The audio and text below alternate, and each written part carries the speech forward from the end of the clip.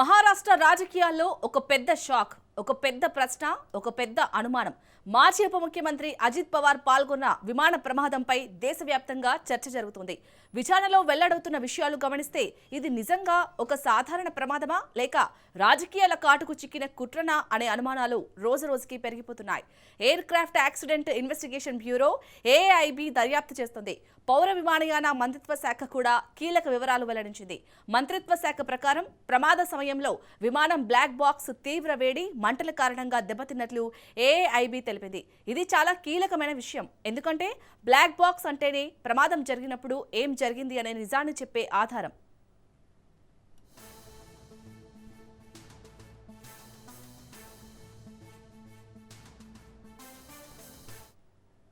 తాజాగా ఏఐబి మరో అప్డేట్ కూడా ఇచ్చింది. L3 కమ్యూనికేషన్స్ తయారు చేసిన digital flight data recorder DFDR నుంచి డేటాను విజయవంతంగా డౌన్లోడ్ చేయగలిగామని మంత్రిత్వ శాఖ చెబుతోంది. అంటే విమానం ఎత్తు ఎంత, స్పీడ్ ఎంత, ఇంజిన్ పారామితులు ఎలా ఉన్నాయి, పైలట్ ఏం చేశాడు, ఇలాంటి కీలక సమాచారం DFDRలో ఉంటుంది.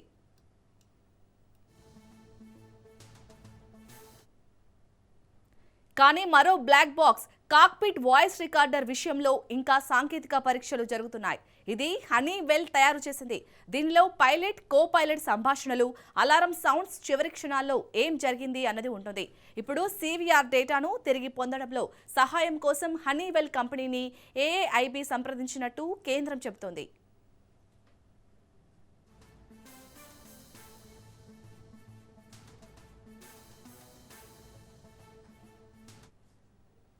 ఇక్కడే కథ మలుపు తీసుకుంటుంది.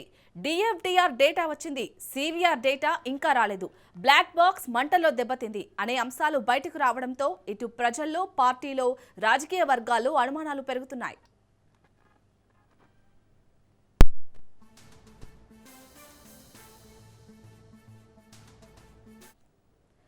అసలు ప్రమాదం ఎలా జరిగింది? ఇంజన్ ఫెయిల్యూరా, పైలట్ తప్పిదమా, మెయింటెనెన్స్ లోపమా, లేదా విమానంలో ఏదైనా ట్యాంపరింగ్ జరిగిందా, లేక ఇది ప్రమాదమా, ప్లాన్ చేసిన దాడినా అనే డౌట్స్ వస్తున్నాయి.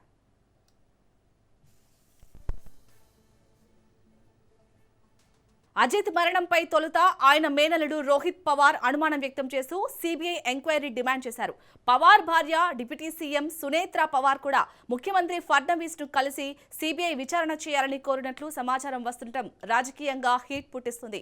పవార్ కుటుంబం అజిత్ మరణంపై అనుమానాలు వ్యక్తం చేస్తుండటంతో విచారణ, విమాన ప్రమాదం టెక్నికల్ ఇష్యూస్ తో పాటు కుట్ర కోణంలో కూడా ఇన్వెస్టిగేషన్ చేయాల్సిన అవసరం ఉంటుందనే టాక్ వస్తుంది. విమాన ప్రమాదం తొలి గంటలోనే బెంగాల్ సీఎం మమతా సైతం అనుమానాలు వ్యక్తం చేశారు. ప్రముఖుల విమాన ప్రమాదాలు ఎప్పటికీ అనుమానాస్పదమేనని పొలిటికల్ ఎక్స్పర్ట్స్ వ్యక్తం చేసే అభిప్రాయం. రైట్గా ఇదే అంశంపై పూర్తిగా డీటెయిల్ గా డిస్కస్ చేస్తారు మా input editor Srikanth. Srikanth, over to you. Shali, good afternoon. So Ajit Pawar పోయిన నెల జనవరి 28వ తేదీ ఉదయం జరిగినటువంటి విమాన ప్రమాదంలో ఆయన మరణించారు. సో మరణించిన తర్వాత విమాన ప్రమాదానికి సంబంధించినటువంటి పూర్తి సమాచారం కోసం ఇప్పటికే ఏఎంబి దర్యాప్తు చేపట్టింది. దానికి సంబంధించినటువంటి నివేదిక కూడా ఇచ్చింది. అయితే విమాన ప్రమాదం ఎప్పుడు జరిగినా కానీ దాంట్లో రికార్డ్ ఖచ్చితంగా బ్లాక్ బాక్స్లో, కాక్పిట్లో ఏం జరిగిందన్నది బ్లాక్ బాక్స్లో రికార్డ్ అవుతూ ఉంటుంది. ఈవెన్ అంటే అట్లాంటి సందర్భంలో మేడే కాషన్ కూడా ఇస్తూ ఉంటారు పైలట్స్.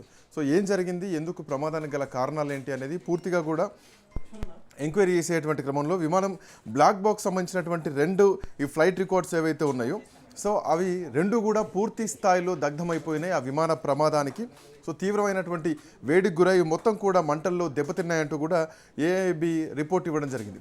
సో ఇట్లా నేపథ్యంలోనే చాలా అనుమానాలు వస్తున్నాయి.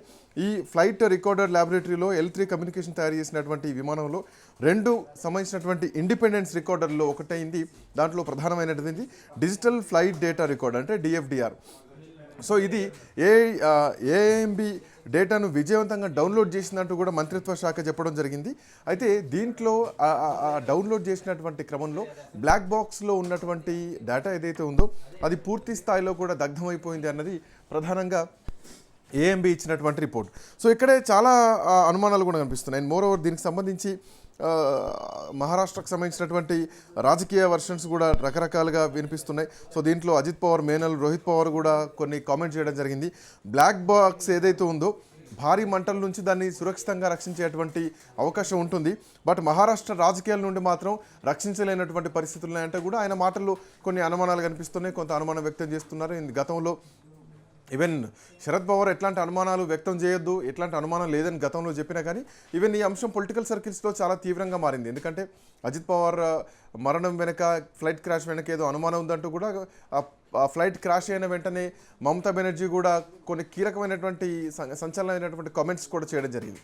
సో ఇంత రాజకీయంగా సంచలనంగా మారింది. ఎందుకంటే చాలా రాజకీయంగా చూసుకుంటే చరిత్రలో చాలామంది కీలకమైనటువంటి నాయకులు ఫ్లైట్ క్రాష్ అయ్యి చనిపోయినటువంటి సందర్భాల్లో ఇట్లాంటి అనుమానాలు రావడం జరిగింది.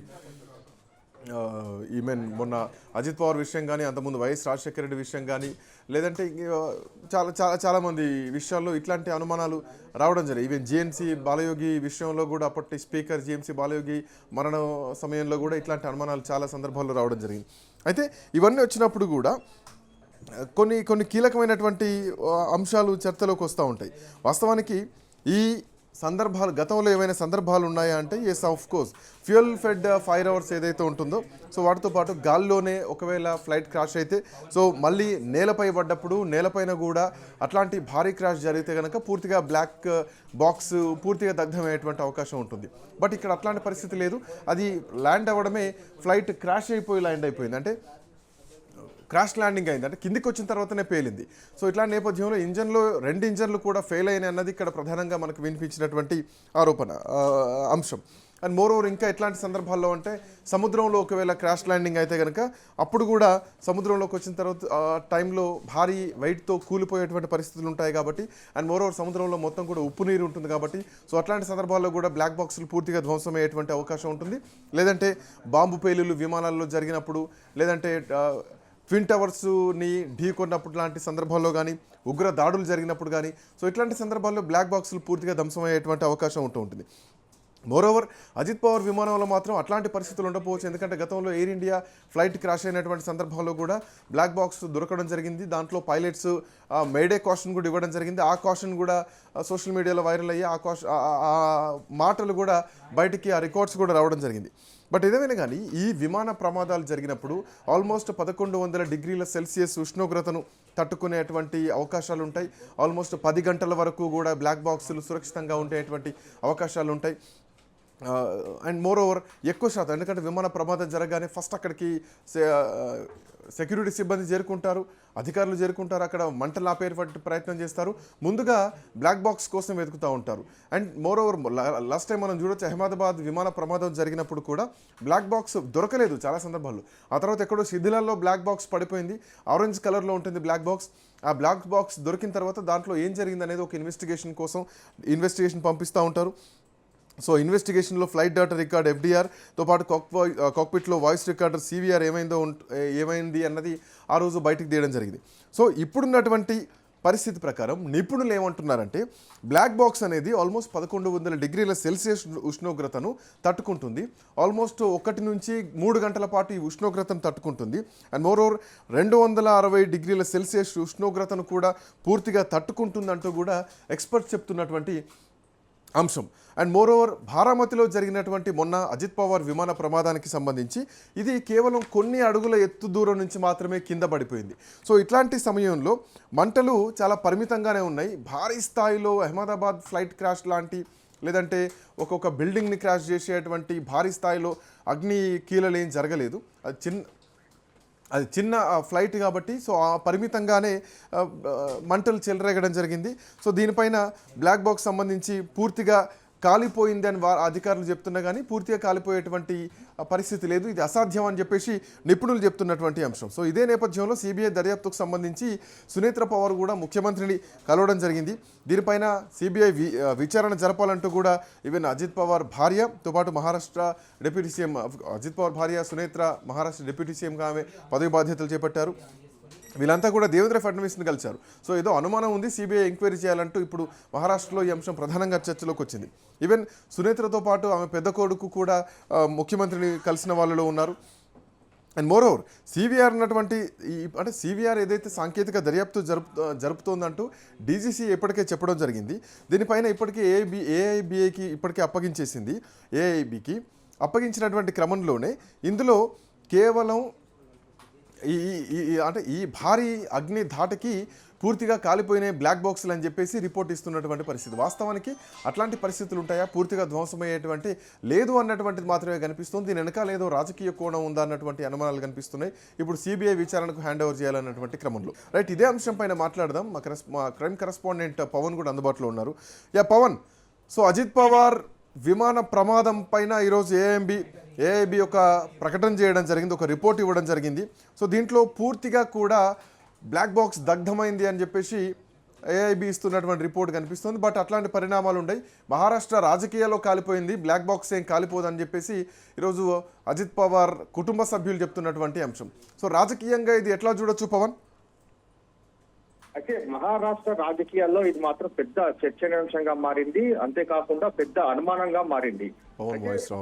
మహారాష్ట్ర ఉప ముఖ్యమంత్రి అజిత్ పవార్ మరణించడము ప్రమాదకరమా, లేకపోతే ఇదంతా కూడా కుట్రకోణమా అనే సంబంధించి కూడా పూర్తిగా ఒక చర్చనీయాంశంగా మారింది. అయితే ఇందులో చూస్తే మాత్రము air craft accident investigation bureau AIB ఒక దర్యాప్తు సంస్థ, ఇందులో మాత్రము దీనికి సంబంధించి ఆ బ్లాక్ బాక్స్ పూర్తిగా వేడికి కాలిపోయింది అనేది మాత్రం ప్రధానంగా వాళ్ళు చెప్పడంతో ఇందులో మాత్రం చాలా కీలకమైన అనుమానాలు కూడా రేకెత్తున్నాయి. ఎందుకంటే బ్లాక్ బాక్స్ అనేది మాత్రము తీవ్ర వేడికి పూర్తిగా కాలిపోయిందని అసలు చెప్పడంతో దీని వెనక ఏముంది అనే దానిపైన కూడా దీనికి సంబంధించి పూర్తిగా చర్చనీయాంశంగా మారింది. అయితే దీనికి సంబంధించి మాత్రము అజిత్ పవార్ మరణం తొలుత ఆయన మేనల్లుడు రోహిత్ పవార్ కొంత అనుమానం వ్యక్తం చేశారు. దీనికి సంబంధించి సిబిఐతో ఎంక్వైరీ చేయాలని చెప్పి కూడా దీనికి సంబంధించి అజిత్ పవార్ భార్య ఇప్పుడు present deputy CM Sunetra Pawar కూడా ముఖ్యమంత్రిని కలిసి దీనికి సంబంధించి సిబిఐ విచారణ చేయాలని చెప్పి కూడా కోరినట్టుగా దీనికి సంబంధించి మనకు చాలా క్లియర్ గా తెలుస్తుంది. ఎందుకంటే ఒక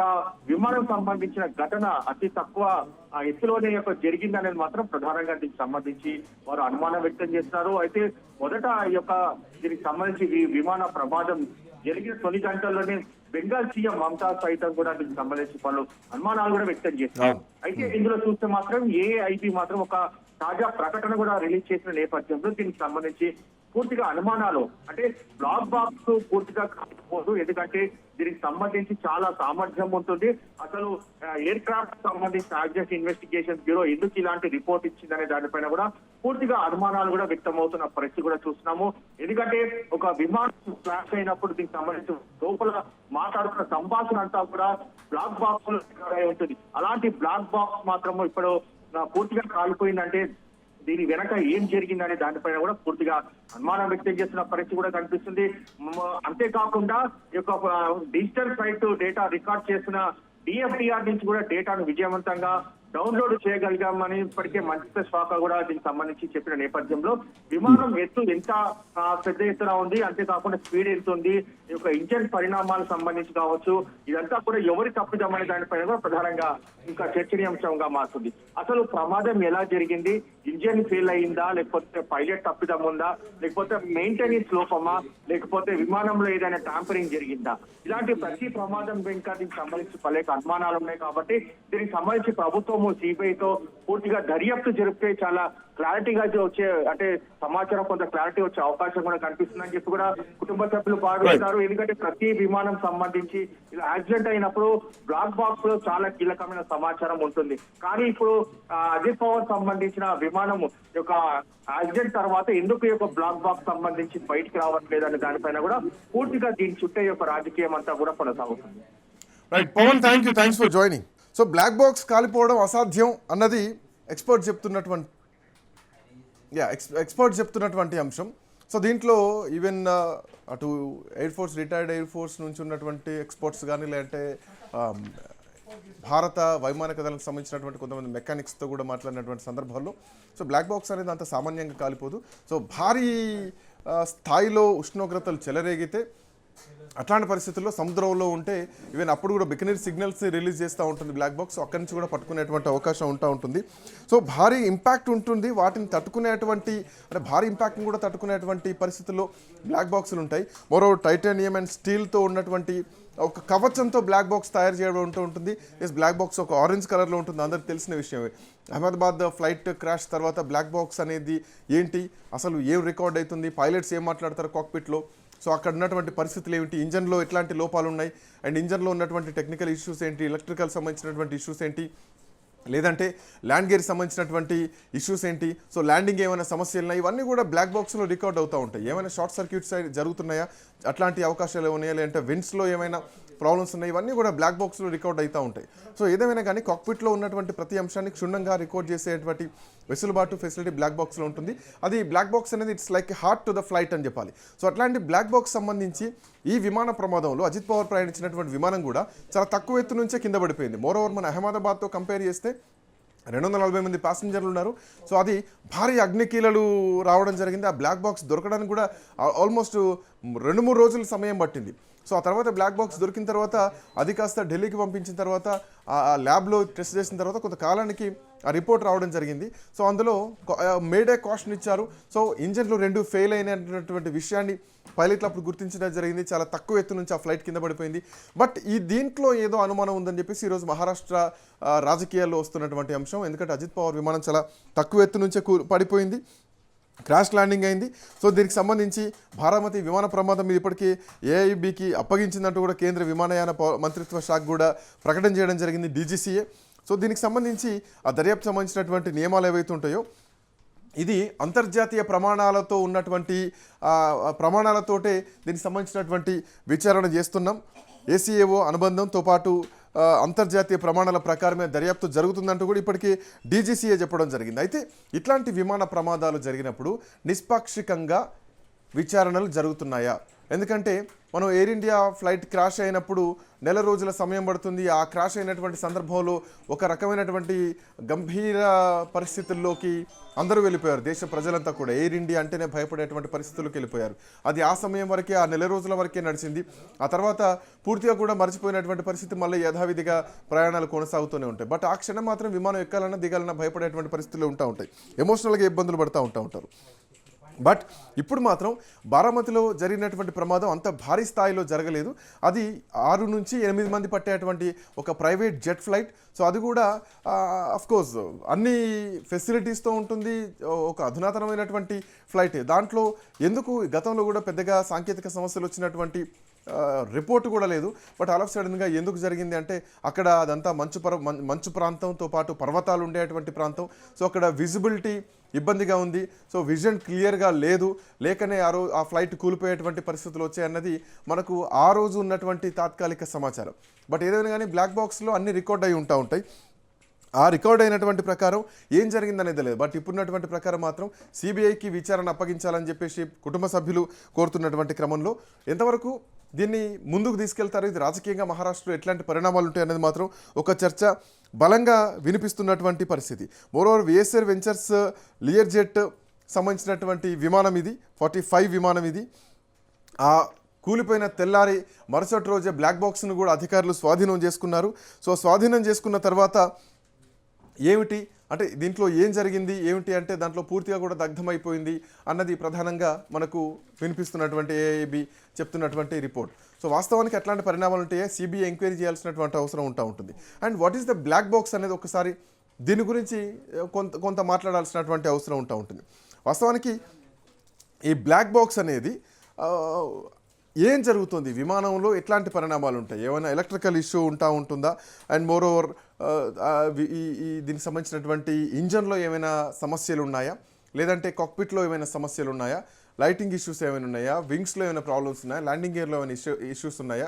సో అప్పుడప్పుడు కొన్ని సందర్భాల్లో బెల్లీ ల్యాండింగ్ జరుగుతూ ఉంటుంది. అంటే వీల్స్ ఎప్పుడైతే తెరుచుకోవో సో అట్లాంటి పరిస్థితుల్లో కూడా ఇవన్నీ కూడా బ్లాక్ బాక్స్లో రికార్డ్ అవుతూ ఉంటాయి. సో అట్లాంటి పరిణామం ల్యాండింగ్ గేర్ ఇష్యూస్ ఉన్నా కానీ ఇవన్నీ కూడా రికార్డ్ అవుతూ ఉంటాయి. సో ఇట్లాంటి పరిస్థితుల్లో ఈ బ్లాక్ బాక్స్ అనేది మోరోవర్ ఇంజన్ దగ్గర ఉండదు, ఇది ఎండింగ్లో ఉంటుంది. అంటే విమానానికి సంబంధించినటువంటి ఎడ్జ్ టైల్ పార్ట్ ఏదైతే ఉంటుందో ఆ టైల్ పార్ట్లో ఈ బ్లాక్ బాక్స్ చాలా సురక్షితంగా ఉంటుంది. అంటే ఒకవేళ పూర్తిగా కాలిపోయిన మనం చాలా సందర్భాల్లో చూడొచ్చు, టైల్ పార్ట్ మాత్రం మిగిలే ఉంటుంది, అది ఎక్కువగా కాలిపోయేటువంటి పరిస్థితులు ఉండవు. So mid of the flight and front of the flight ఈ భాగమే ఎక్కువగా కాలిపోతూ ఉంటుంది. మనం ఎయిర్ ఇండియా ఫ్లైట్ అహ్మదాబాద్ సమయంలో చూసుకున్నా, మన అజిత్ పవార్ సమయంలో చూసుకున్నా కానీ చాలా ఫ్లైట్ క్రాష్ అయినటువంటి సందర్భంలో టైల్ పార్ట్ అనేది ఎక్కువగా ధ్వంసం కాదు. సో అట్లాంటి సురక్షితమైనటువంటి ప్రాంతాల్లోనే ఈ బ్లాక్ బాక్స్ అనేది దాన్ని అక్కడ ఫిక్స్ చేయడం జరుగుతూ ఉంటుంది. సో ఇప్పుడు అవే అనుమానాలు బయటకు వస్తూ ఉంటాయి. టైటానియంతో లేదంటే స్టెయిన్లెస్ స్టీల్ తోటి దీన్ని తయారు చేస్తారు, పగడ్బందీగా తయారు చేస్తారు. ఆల్మోస్ట్ 1100 డిగ్రీల సెల్సియస్ ఉష్ణోగ్రతను కూడా తట్టుకుంటుంది. మోరోవర్ సముద్ర మట్టంలో ఉన్నటువంటి ఒత్తిడిని, అంటే గాలిలో కంటే సముద్రంలో ఎంతటి తీవ్రమైనటువంటి ఒత్తిడి ఉంటుందో కూడా మనం అర్థం చేసుకోవాలి. సో అట్లాంటి ఒత్తిడిని కూడా తట్టుకునేటువంటి శక్తి సామర్థ్యాలు ఈ బ్లాక్ బాక్స్కి ఉంటుంది. ఒకవేళ నీళ్ళలో పడితే, అంటే ఆల్మోస్ట్ ఒక 14,000 అడుగుల ఎత్తు పైనుంచి విమానం సముద్రంలో పడిపోయినా కానీ అసలు అంటే దానికి సంబంధించినటువంటి విమానం ఎక్కడుంది ఏమిటి అన్నటువంటి సంకేతాలను కూడా బ్లాక్ బాక్స్ సిగ్నల్ ద్వారా పంపించేటువంటి అవకాశం ఉంటుంది. సో అట్లాంటి పరిస్థితుల్లో అంతటి సామర్థ్యం ఉన్నటువంటి బ్లాక్ బాక్స్ ఎలా ధ్వంసమవుతుంది అన్నది ఈరోజు మహారాష్ట్రలో వినిపిస్తున్నటువంటి అంశం. కొన్ని సందర్భాల్లో కొన్ని ప్రమాదాల్లో బ్లాక్ బాక్స్ గుర్తించడానికి చాలా సమయం పట్టొచ్చు. ఫర్ ఎగ్జాంపుల్ అహ్మదాబాద్ సంబంధించినటువంటి విషయం. సో అది టైం పట్టింది, ఎందుకంటే ఇది భారీ క్రాష్, మాంసపు ముద్దలు, బూడిద దొరికింది ఆఖరికి. అట్లాంటి పరిణామాల్లో శిథిలాల్లో అండ్ మోరోవర్ ఆ మెడికల్ కాలేజ్ సంబంధించినటువంటి విద్యార్థుల శవాలు కూడా దాంట్లో దొరికాయి. సో అంతటి శిథిలాల్లో కొంత సమయం పట్టొచ్చు, బట్ మోరోవర్ బ్లాక్ బాక్స్ అనేది దొరుకుతుంది. కొన్ని సందర్భాల్లో దొరకకపోయేటువంటి పరిస్థితి ఉంటుంది. ఫర్ ఎగ్జాంపుల్ 2021లో సంబంధించినటువంటి జనవరి 9వ తారీఖు రోజు ఒక ఫ్లైట్ క్రాష్ జరిగింది. జెట్ ఫ్లైట్ ఒకటి శ్రీవిజయ ఎయిర్ జెట్ క్రాష్ అయింది. దాదాపు అది 3 రోజుల తర్వాత బ్లాక్ బాక్స్ దొరికింది. అండ్ మోరోవర్ ఎయిర్ ఫ్రాన్స్ 447 2009లో ఫ్లైట్ క్రాష్ అయితే కనుక ఆల్మోస్ట్ అది 2 సంవత్సరాల సమయం పట్టింది. అంటే దరిదాపు 699 రోజుల తర్వాత బ్లాక్ బాక్స్ దొరికింది. సో దొరకపోవడం అనేది ఉండేది, బట్ ఏదో ఒక సందర్భంలో దొరుకుతూ ఉంటుంది. సో ఎయిర్ ఫ్రాన్స్ సంబంధించినటువంటి విమానం కూలిపోయినటువంటి టైంలో 2009లో అది జరిగింది. అండ్ కొన్ని సందర్భాల్లో దొరికేటువంటి పరిస్థితులు కూడా ఉండవు. ఇది ఫర్ ఎగ్జాంపుల్ మలేషియా ఎయిర్లైన్స్ 370కి సంబంధించినటువంటి ఎగ్జాంపుల్ చూసుకుంటే మార్చి 2014లో ఈ విమాన ప్రమాదం జరిగింది, మార్చ్ 8, 2014లో. సో దానికి సంబంధించినటువంటి బ్లాక్ బాక్స్ ఇప్పటికీ కూడా దొరకలేదు. అంటే భారీ క్రాష్ సంబంధించి లేదంటే కనీసం విమానాలు దొరకకుండా మిస్ అయినటువంటి సందర్భాల్లో కూడా ఈ బ్లాక్ బాక్స్ మిస్సింగ్లు జరుగుతూ ఉంటాయి. బట్ ఇక్కడ జరిగినటువంటి విషయంలో మాత్రం బ్లాక్ బాక్స్ దొరకడానికి అవకాశం ఉంది. పూర్తిగా ధ్వంసమయ్యేటువంటి పరిస్థితులు ఉండవు, చాలా తక్కువ ఎత్తు నుంచే పడిపోయింది. సో ఖచ్చితంగా అండ్ వెంటనే, ఎందుకంటే ఒక డిప్యూటీ సీఎం ప్రయాణిస్తున్నటువంటి చార్టెడ్ జెట్ ఫ్లైట్ కాబట్టి ఇమ్మీడియట్గా అధికారులు చేరుకుంటారు. సో చేరుకున్నారు, 1-2 గంటల లోపే. సో బ్లాక్ బాక్స్ను కూడా స్వాధీనం చేసుకున్నారు మరుసటి రోజే. సో ఆ సందర్భంలో అక్కడ ఏం జరిగిందో ఆ అంశాలు కూడా బయటికి రావాలన్నది మాత్రం ప్రధానంగా కుటుంబ సభ్యులు డిమాండ్ చేస్తున్నారు. అది డిఎఫ్డిఆర్ లేదంటే సివిఆర్ ల్యాబ్లో దీనికి సంబంధించినటువంటి డేటాను పూర్తిగా కూడా రికవర్ చేయడానికి అవకాశం ఉంటుంది.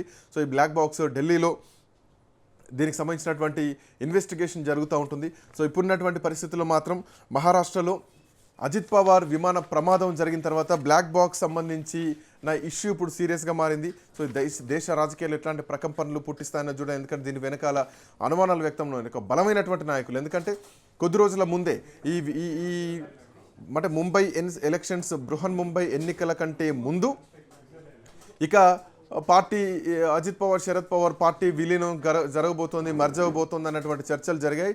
శరద్ పవార్తో అజిత్ పవార్ ముందే మాట్లాడుకున్నారు.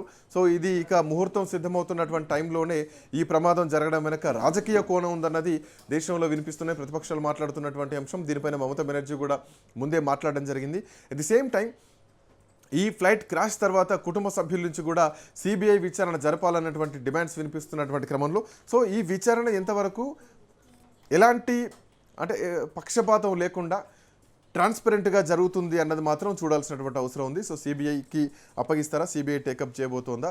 సో ఈ విమాన ప్రమాదం వెనకాలన్నటువంటి అనుమానాల్ని బయటికి నివృత్తి చేయాల్సినటువంటి అవసరం మాత్రం డీజీసీఏకి ఉందని చెప్పాలి. చూద్దాం ఎట్లాంటి పరిణామాలు ఉండబోతున్నాయి. Anyway that's all for now. Next updates continue అవుతాయి. Keep watching Raj news.